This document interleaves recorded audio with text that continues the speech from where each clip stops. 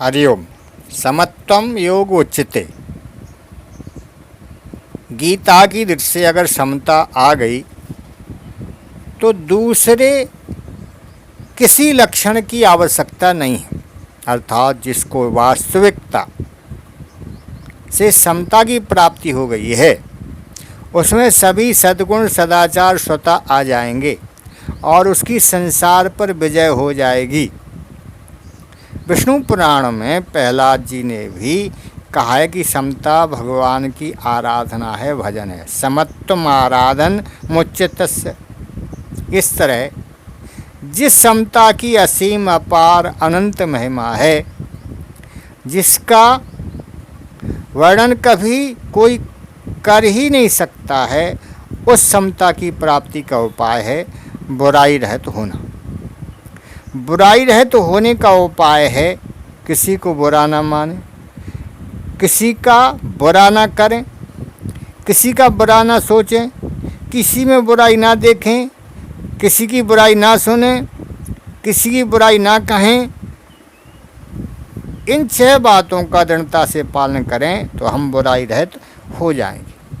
बुराई रहित होते ही हमारे में स्वतः स्वाभाविक अच्छाई आ जाएगी, क्योंकि अच्छाई हमारा स्वरूप है।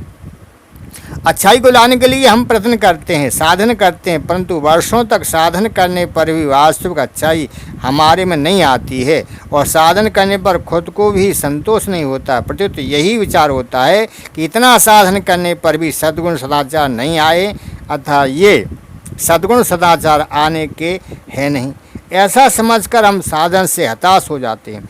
हताश होने में मुख्य कारण यही है कि हमने अच्छाई को उद्योग साध माना है और बुराई को सर्वथा नहीं छोड़ा है। बुराई का सर्वथा त्याग किए बिना आंशिक अच्छाई बुराई को बल देती रहती है। कारण कि आंशिक अच्छाई से अच्छाई का अभिमान होता है और जितनी बुराई है वह सब की सब अच्छाई के अभिमान पर अवलंबित है। पूर्ण अच्छाई होने पर अच्छाई का अभिमान नहीं होता है और बुराई भी उत्पन्न नहीं होती है। अतः बुराई का त्याग करने पर भलाई बिना उद्योग किए और बिना चाहे स्वतः आ जाती है। जब अच्छाई हमारे में आ जाती है तब हम अच्छे हो जाते हैं और जब हम अच्छे हो जाते हैं तब हमारे द्वारा स्वाभाविक ही अच्छाई होने लगती है।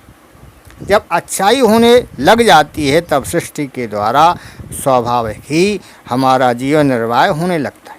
अर्थात जीवन निर्वाह के लिए हमें परिश्रम नहीं करना पड़ता है और दूसरों का आश्रय भी नहीं लेना पड़ता है। ऐसी अवस्था में हम संसार के आश्रय से सर्वथा मुक्त हो जाते हैं।